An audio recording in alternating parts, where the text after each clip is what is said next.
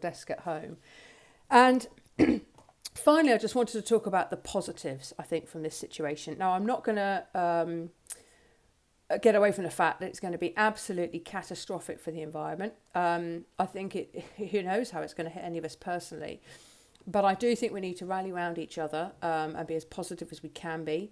I'm all for the biology of belief, which is Bruce Lipton's term, which basically means you can believe yourself into a state of positive well-being or a state of positive health.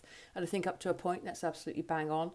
So here's what I think the positives that have come out or will come out of this situation. I was walking our dog Cammy in the park at about 3 o'clock today, and it was 5, 6, 7, 8, 9, 10 times fuller than it normally is. There were kids kicking footballs about, riding bikes. There were couples walking along arm in arm with their dogs or their kids or both.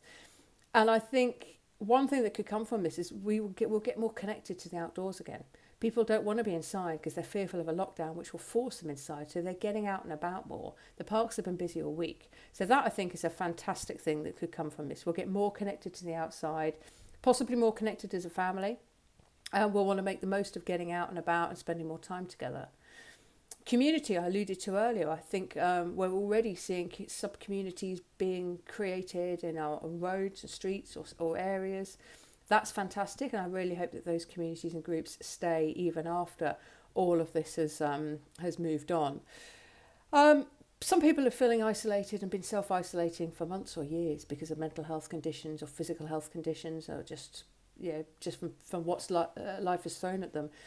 Those people now feel less isolated potentially because they aren't the only ones isolating. And now we've created more of an infrastructure for them to get connected again to their local groups. So I'm really hopeful that people will feel less isolated as a result of this, because they'll realise that they're not alone, and actually there are ways that they can connect in ways that suit them. So using technology, if they're fearful of going out of the house or fearful of going into a group or a pub or a club, there's other ways now. That, I think, could be great. I think a lot of us are going to have to get more creative and more entrepreneurial, and that can only be a good thing for the economy when we start to kick into recovery mode. So that will be a very positive thing. One that's very close to my heart is I think we're going to have to start thinking about how much we consume versus what we actually need, because there's going to be potentially a scarcity of resources, probably because of panic buying, but that's another matter. And I think the financial constraints that this will bring as well to all of us on some level or another will encourage us to rethink what we consume, what we spend money on. We'll need to keep spending money to get us out of this hole once in economical terms, but we don't need to spend money on rubbish stuff. We could be spending money on good quality items and maybe thinking more about reducing, reusing, recycling, repairing. So I think that's a huge positive that could come from an environmental perspective. A couple other points. I think in terms of exercise, we've started running some of our personal training sessions via Zoom, which have gone really, really well. So it could be in future that that's an alternative for people. Quite right now, our personal training session is quite binary. You either meet someone in one of our trainers in a park and do the session, or we get a cancellation every now and again.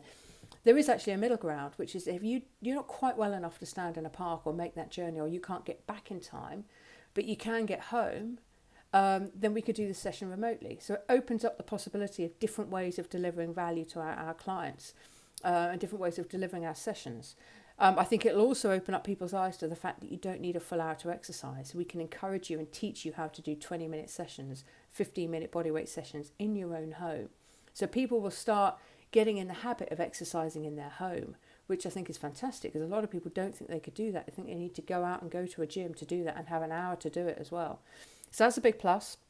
And lastly, I really do think this is going to change the way that we work. I think we're going to get much more comfortable with Zoom and Skype, much more comfortable talking to camera as I am now and communicating and touching base that way. We won't be coming across town for speculative coffees with potential clients who might want to do something in a year or so's time, but we'll get really comfortable doing qualification meetings and starting to try and build rapport via the internet, via video, via Zoom.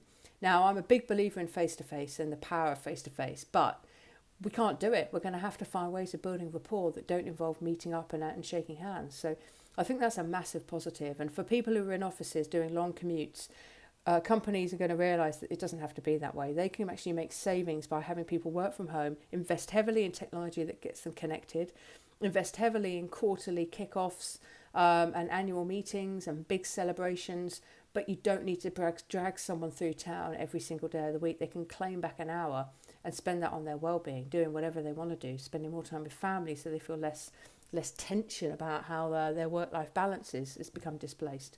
So I think there'll be huge, in fact I'll do a separate video on how I think the world of work will change as a result of this. This is getting on a bit, so I'm going to wrap up, but I hope that was interesting. Love to hear your feedback. Let us know what you think on any of the points that I've made. Drop me an email to Leanne, Leanne, at bodyshotperformance.com. Connect with us on Facebook if you haven't already at Bodyshot PT on Facebook, and LinkedIn, depending on which platform you're watching this on. So stay healthy. Let me know if you've got any questions or other content you'd like to see from us, and all the best for now.